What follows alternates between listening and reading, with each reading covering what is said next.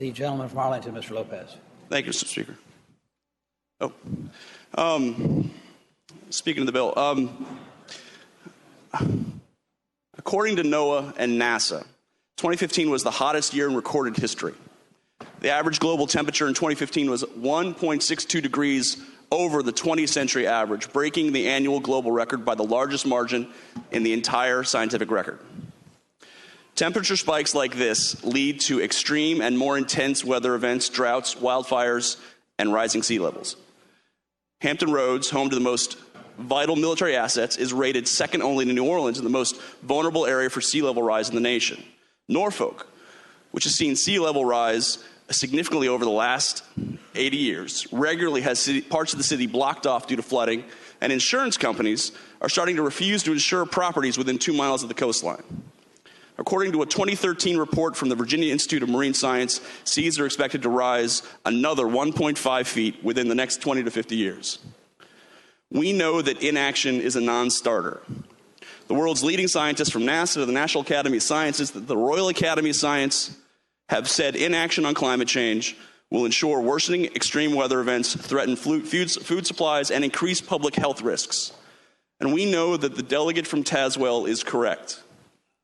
We know that we need to compromise always, or try to strive for compromise. And we also know that we need to be taking care of communities in the cold field.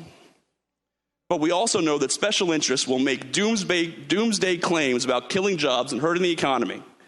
They've made those claims every time America sets clear rules and better standards for our air and our water and our children's health. And every time they've been wrong. In 1990, when Congress took steps to stop acid rain, those special interests claimed electricity bills would rise, the lights would go out, and businesses around the country would suffer.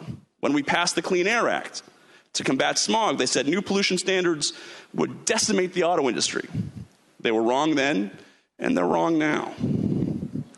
Whether it's the economic repercussions of sea level rise on our coastline, the health consequences of breathing polluted air, or the threat of more extreme weather conditions, climate change is having an impact on our day-to-day lives.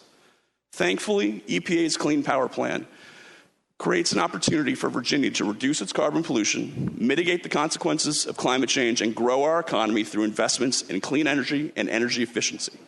Combined with the historic U.S.-China agreement on climate change and COP21 in Paris, EPA's Clean Power Plan is a significant step forward. Developed with the input of thousands of stakeholders, the CPP provides us with the flexibility and autonomy we need to develop a true Virginia plan that promotes job creation, helps build economic opportunity. With the right policies in place, Virginia has the potential to create thousands of jobs and tens of millions in economic development. Jobs that currently go to North Carolina, which has more than 30 times as much solar as we do, to West Virginia, whose wind energy has far outpaced ours, and Maryland, whose energy efficiency industry is thriving. In a nutshell, the CPP provides a new standard to reduce carbon pollution from power plants, the largest contributor to U.S. emissions, and is a key component of America's efforts to address climate change. Each state has a unique power generation portfolio, and the CPP has set different emission goals for each. Virginia has one of the more moderate mass or rate-based state targets, and we're well positioned to meet or even exceed our goal. And it's important to note that no current coal-fired power plants will be closed as a consequence of these new EPA regs. The CPP also gives us an opportunity to raise hundreds of millions of dollars by auctioning off carbon emission permits. This money could in turn be used for things like helping towns deal with increased coastal flooding, developing clean energy, and investing in economically distressed coal communities. A strong state plan can reduce pollution while spurring renewable energy development, increasing energy efficiency, and reducing the typical Virginia residents' electricity bills, creating new revenue streams through carbon trading, and creating new, good-paying jobs. A strong plan would reduce the state's carbon pollution, helping reduce the threats of recurrent flooding for Virginia's coastal communities and extreme weather damage for other parts of the state.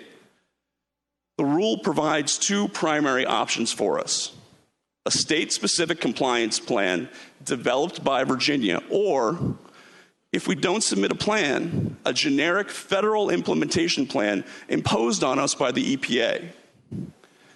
DEQ is currently facilitating a robust and comprehensive stakeholder group to develop a Virginia-specific state implementation plan. Also, DEQ is already considering local economic concerns, utility rates, and grid reliability as it develops the Virginia plan. However, we run a significant risk of forcing the EPA to implement its own federal plan on us if we delay finalizing our Virginia-specific plan. The initial deadline, as my friend from Washington stated, is September for the draft plan. HB 2 would put a roadblock and require a majority in both chambers to approve any Virginia-specific compliance plan prior to DEQ submitting it to EPA. Why is this delay wrong? One, the bill's analysis and reporting requirements are redundant and duplicative of actions already being taken by DEQ and SEC as laid out in Senator Wagner's bill, SB 1349 from last year. Two, the bill sets a pretty dangerous precedent where the General Assembly would be acting as a regulatory body rather than our proper role as a lawmaking body. And finally, and most importantly, this bill would delay DEQ's ability to formulate a compliance plan that works for Virginia and increases the risk that the EPA would impose its own federal compliance plan on us. HB 2 infringes upon the governor's authority to develop a state plan with agencies that are experts in protecting health and the environment, one that fits the unique needs of Virginia and one that works best for our economy and our communities. Listen, the protection and preservation of Virginia's environment is included in Virginia's Constitution, and this should not be a partisan issue. But if we have a chance to create more jobs, increase economic development, lower monthly power bills, improve public health, especially for kids and vulnerable populations, and create a cleaner and healthier environment for future generations, why shouldn't we act immediately?